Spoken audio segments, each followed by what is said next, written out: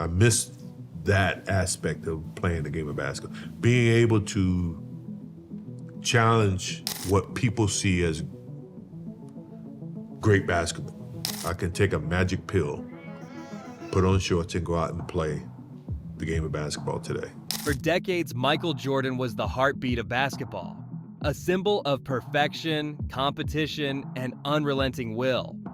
But what happens when the greatest player of all time steps away from the game that defined his soul? In this rare reflection, Michael Jordan opens up, not as the GOAT, but as a man learning how to live without the game he loves more than anything. I mean, the most valuable asset I have is time. Right. So that's probably why you don't see enough of me. When Michael Jordan says that the most valuable asset he has now is time, it's not a casual remark, it's a revelation. For most of his life, time was his enemy. Every second was about competition, training, performance. He chased greatness like a man running out of hours. But now, after decades of conquering basketball, time has become his most precious possession. He doesn't measure it in trophies anymore, but in peace. His words show a man who's finally slowing down, no longer defined by how many minutes are left on the shot clock, but by how many moments are left in life. It's why he keeps his distance from the public eye. The Jordan we knew once thrived under the spotlight. Now he protects his privacy like it's sacred. For him, the victory isn't in being seen, it's in being still. Time I'm trying to spend with family members and things that I've been missing out on for such a long time. Jordan's next reflection shows where his heart truly lies today. He says he spends his time with family, those he missed while chasing immortality. For years, he was a machine built to win, the man who couldn't afford distraction. But behind every championship and every iconic shot was a family waiting for his return. Now that the roar of the crowd has faded, he's choosing to reconnect with what fame once took away. He talks about family and things that matter, and in that phrase lies a quiet confession that maybe somewhere along the line, he lost track of them. This isn't regret, it's restoration. Jordan's focus has shifted from dominating the world to rediscovering the small joys he once overlooked. The greatest player of all time has finally become a son, a father, and a friend again. Do you ever pick up a ball and just shoot? I haven't picked up a ball in years. No, come on. Just like walk past, there's got to be a hoop somewhere at your place. You don't see a hoop anywhere around here, right? I don't. Then comes a line that catches everyone off guard. When asked if he's picked up a basketball recently, Jordan admits he hasn't touched one in years. Think about that. The man whose hands once controlled the fate of games now lives without the ball that made him legendary. It's not that he can't play, it's that he chooses not to. Because picking up that ball would mean stepping back into an old life he's still learning to let go of. For someone whose entire identity was built around competition, that distance is both painful and necessary. This is not about rejection, it's about healing. Jordan knows that if he holds that ball again, the fire might return, and the part of him that refuses to lose would awaken. So he stays away, not because he's forgotten the game, but because the game still lives too powerfully inside him. The Ryder Cup, Yeah. and I rented a house from the owner. Sure. He came over to do pictures. He recalls the last time he shot a basketball. It wasn't in an arena or a charity event. It was at the Ryder Cup, when a man asked him to shoot for his grandkids who had heard tales of his greatness. And Jordan admits He had grandkids. And I was meet and greet, thank him for allowing me to stay in the house. And he had a basketball court. He says, I want you to shoot one free throw. It's the most nervous I've been in years. Stop it. In years. Stop it. Come on. And reason being is those kids heard the stories from the parents about what I did 30 years ago. he was nervous. Nervous to live up to a legend that time has turned into myth. Imagine that.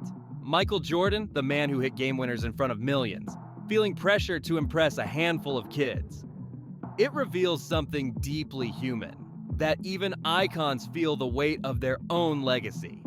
He wasn't worried about missing the shot. He was worried about letting down the story.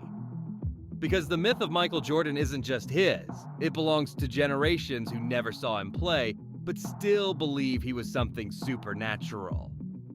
In that small, quiet moment, he faced the impossible challenge of living up to the ghost of himself. Well, why do you want to share what you're thinking about basketball now? It's pay it forward. When asked why he wants to share his thoughts about basketball now, Jordan's answer is simple: to pay it forward. Not for fame, not for money, but for obligation. That word, obligation, says everything.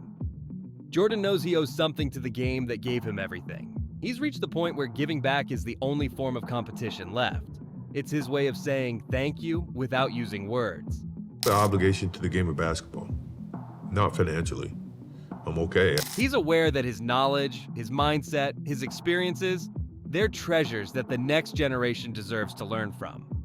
He doesn't owe basketball financially, he owes it spiritually. This is a man who understands legacy not as a statue or a brand, but as wisdom passed down to those still chasing the dream he once lived. I think more or less from as a basketball player is to be able to.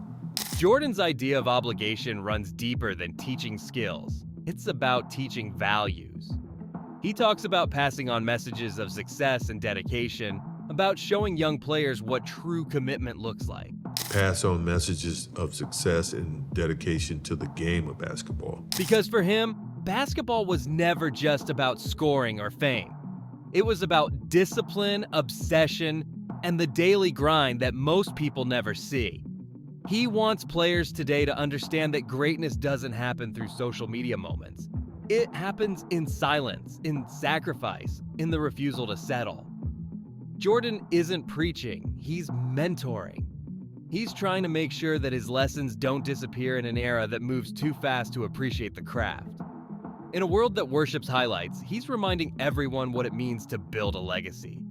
I can take a magic pill, put on shorts, and go out and play the game of basketball today. Every sweat, every shot, every loss, and every victory was part of who he was. The desire to return isn't about ego or spotlight. It's about longing for that feeling of freedom that only the game gave him. When he talks about that magic pill, it's almost like he's mourning something that can never be revived. And yet that love, the pure childlike love, still burns in him, undimmed by time or age. What people see as great basketball. Finally, Jordan admits the part of the game he misses most: the competition with himself. Not the fame, not the applause, but the battle within. The challenge of facing that version of himself the world called great and trying to beat it. I can take a magic pill, put on shorts, and go out and play the game of basketball today. That's what fueled him for decades, and that's what he can never truly replicate again. It's a haunting kind of loss. Because how do you replace the chase for perfection when you've already touched it? His words echo with both pride and sadness. He misses that arena where he could test his limits and silence his doubts. And while time may have taken the ball from his hands, it hasn't taken the fire from his heart. Even without the game, Michael Jordan remains in a quiet duel with his own legacy. A man forever chasing the ghost that wears his own face. Today, Michael Jordan lives in the echo of his greatness.